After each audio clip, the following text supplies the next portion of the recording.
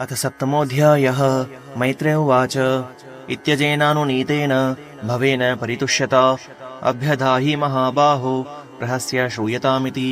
श्रीमहादेव उवाच नाहं प्रदेशं बालानां वर्णयेनानुचिन्तये देवमायाभिभूतानां दण्डस्तत्र धृतो मया प्रजापतिर्दग्धशीर्ष्णो भवत्वजमुखं शिरः मित्रस्य चक्षुषे क्षेत भागं स्वं बर्हिषो भगः पूषा तु यजमानस्य दद्भिर्जक्षतु पिष्टभुक् देवाः प्रकृतसर्वाङ्गा येम उच्छेषणं ददुः बाहुभ्यामश्विनोः पूष्णो हस्ताभ्यां कृतबाहवः भवन्त्वध्वर्यवश्चान्ये बस्तश्मश्रुर्भृगुर्भवेत्। मैत्रेय उवाच तदा सर्वाणि भूतानि श्रुत्वा मे ढुष्टमोदितं परितुष्टात्मभिस्तात साधु साध्विति यथा ब्रुवन् ततो मेढ्वासमामन्त्र्य शुनासीराः सहर्षिभिः भूयस्तद्देव यजनं समेढ्वद्वेधसो ययुः विधाय कार्ष्णेन च तत् यदाह भगवान् भवः सन्ददुः कस्य कायेन सवनीय पशोः शिरः सन्धीयमाने शिरसि दक्षो रुद्राभिवीक्षितः सद्यः सुप्त इवोत्तस्थौ ददृशे जाग्रतो मृडं तदा वृषध्वजद्वेष कलिलात्मा प्रजापतिः शिवावलोकादभवच्छरध्रद इवामलः भवस्तवय कृतधीर्ना शक्नोदनुरागतः औत्कण्ठ्याद्बाष्पकलया सम्परेतां सुतं स्मरन् कृच्छ्रा संस्तभ्य च मनः प्रेम विह्वलितः सुधीः सशंशान्निर्वलीकेन भावेनेशं प्रजापतिः। दक्ष उवाच भूयाननुग्रह अहो भवता कृतो मे दण्डस्त्वया मयि भृतो यदपि प्रलब्धः न ब्रह्मबन्धुषु च वां भगवन्नवज्ञा तुभ्यं हरेश्च कुत एव धृतव्रतेषु विद्यातपोव्रतधरान्मुखतः स्म विप्रान् ब्रह्मात्मतत्त्वमवितुं प्रथमं त्वमस्राक् तद्ब्राह्मणान् परम सर्वविपत्सुपासि पालः पशूनिव विभो प्रगृहीतदण्डः योऽसौ मदा विदततत्त्वदृशा सभायां क्षिप्तो दुरुक्तिभिशिखैरगणय्य तन्माम् अर्वाक्पतन्तमर्हत्तमनिन्दयापाद् दृष्ट्यार्द्रया स भगवान् स्वकृतेन तुष्येत्।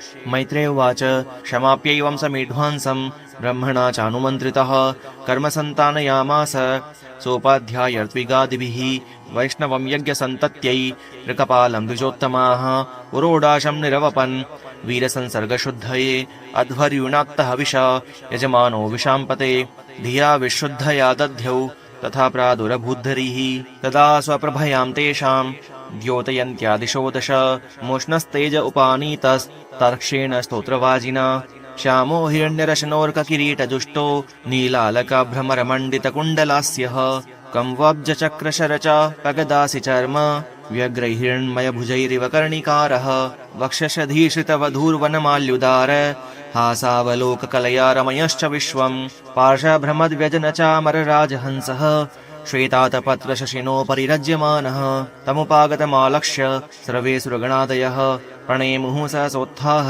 ब्रह्मेन्द्रत्र्यक्षनायकाः तत्तेजसा हतरुचः सन्नजिह्वाः ससाध्वसाः मूर्ध्ना धृताञ्जलिपुटा वतस्तुरधोक्षजम् अप्यर्वाग्वृत्तयो यस्य महित्वात्मभुवादयः यथामति गृह्णन्ति स्म कृतानुग्रहविग्रहम् दक्षो गृहीतार्हणसाधनोत्तमं यज्ञेश्वरं विश्वसृजां परं गुरुं सुनन्दनन्दाद्यनुगैर्वृतं मुदा गृह्णन् प्रपेदे प्रयतः कृताञ्जलिः।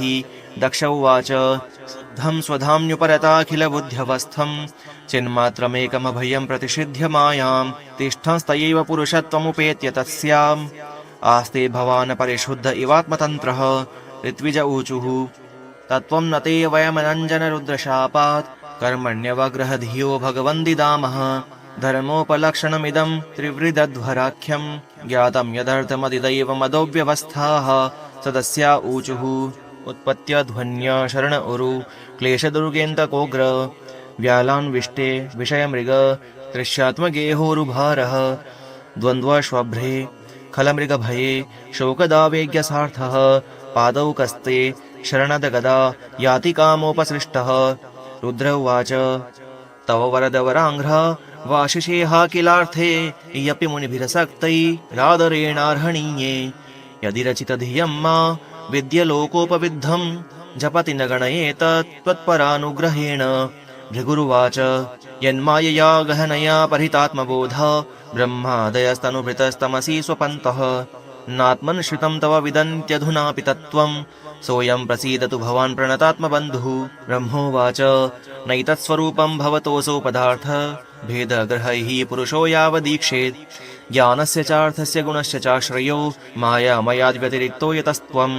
इन्द्र उवाच इदमप्यच्युत विश्वभावनम् वपुरानन्दकरम् मनोदृशाम् सुरविद्विक्षपणैरुदायुधैर्भुजदण्डैरुपपन्नमष्टभिः। पत्न्य ऊचुः यज्ञोऽयं तव यजनायकेन सृष्टो विध्वस्तः पशुपतिनाद्य दक्षकोपात् तं नस्त्वं शवशनया भशान्तमेधम् यज्ञात्मन्नलिनरुचा दिशा पुनीः।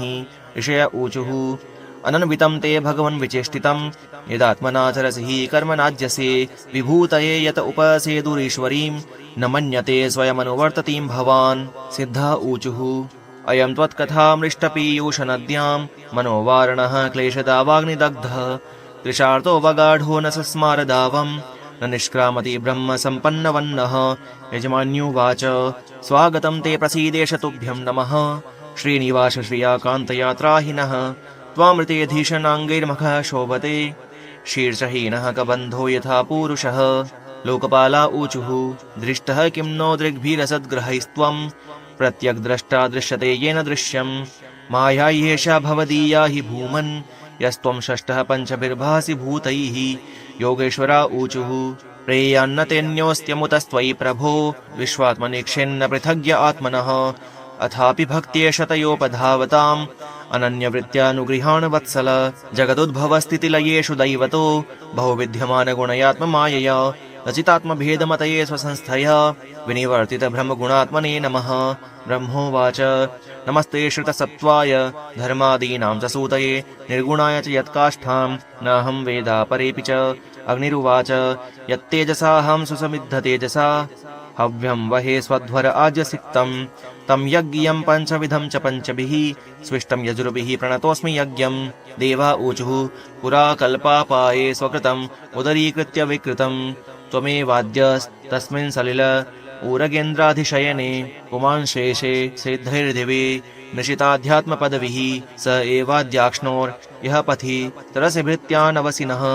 गन्धर्वा ऊचुः अंशांशास्ते देवमरिच्यादय एते ब्रह्मेन्द्राद्या देवगणा रुद्रपुरोगाः क्रीडाभाण्डं विश्वमिदं यस्य विभूमन् तस्मै नित्यं नाथ नमस्ते करवाम।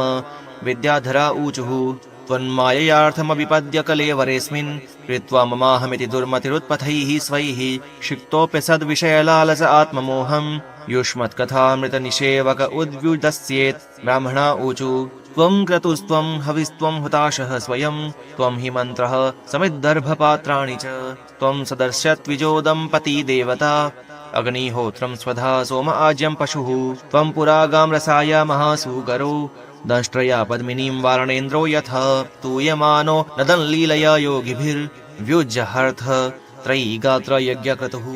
स प्रसीद त्वमस्माकमाकाङ्क्षतां दर्शनं ते परिभ्रष्ट सत्कर्मणाम् कीर्त्यमाने नृभिर्नाम्नि यज्ञेशते यज्ञविघ्नाः क्षयं यान्ति तस्मै नमः। मैत्रेय उवाच इति दक्षकविर्यज्ञं भद्ररुद्रावमर्शितं कीर्त्यमाने ऋषिकेशे संनिन्ये यज्ञभावने भगवान् स्वेन भागेन सर्वात्मा सर्वभागभुक् दक्षं बभाष आभाष्य प्रीयमाण इवानघ। श्रीभगवानुवाच अहं ब्रह्मा च सर्वश्च जगतः कारणं परम् आत्मेश्वर उपद्रष्टा स्वयं दृग्विशेषणः आत्ममायां समाविश्य सोऽहं गुणमयीं द्विज सृजन् रक्षन् हरन् विश्वं दध्रे संज्ञां प्रियोचितां तस्मिन् ब्रह्मण्यद्वितीये केवले परमात्मनि ब्रह्मरुद्रौ च भूतानि भेदेनाज्ञोऽनुपश्यति यथा पुमान्यस्वाङ्गेषु शिरः पाण्यादिषु क्वचित् पारक्यबुद्धिं कुरुते एवं भूतेषु मत्परः त्रयाणामेकभावानां यो न पश्यति वैभिधां सर्वभूतात्मनां ब्रह्मन् स शान्तिमधिगच्छति। मैत्रेय उवाच एवं भगवतादिष्टः प्रजापतिपतिर्हरिम् अर्चित्वा क्रतुना स्वेन वेदानुभयतो यजत् रुद्रं च स्वेन भागेन युपाधावत्समाहितः कर्मणादवसानेन सोमपानितरानपि उदवस्य सहर्त्विग्भिः सस्नावभृतं ततः तस्माऽप्यनुभावेन स्वेनैवावाप्तराधसे धर्म एव मतिं दत्त्वा त्रिदशास्ते दिवं ययुः। एवं दाक्षायणी हित्वा सती पूर्वकलेवरं यज्ञे हिमवतः क्षेत्रे मेनायामिति शुश्रुम तमेव दयितं भूय आवृङ्क्ते पतिमम्बिका अनन्यभावैकगतिं शक्तिः सुप्तेव पूरुषम् एतद्भगवतः शम्भोः कर्मदक्षाध्वरत्रुवः श्रुतं भागवताच्छिष्यात् तुद्धवान् मे बृहस्पतेः इदं पवित्रं परमेश चेष्टितं यशस्यमायुषममौघमर्षणं यो नित्यदो कर्णनरोऽनुकीर्तयेत् धुनोत्यघं कौरव भक्तिधावतः। इति श्रीमद्भागवते महापुराणे पारमहंस्यां संहितायां चतुर्थस्कन्धे दक्षयज्ञसन्धानं नाम सप्तमोऽध्यायः। श्रीकृष्णार्पणमस्तु।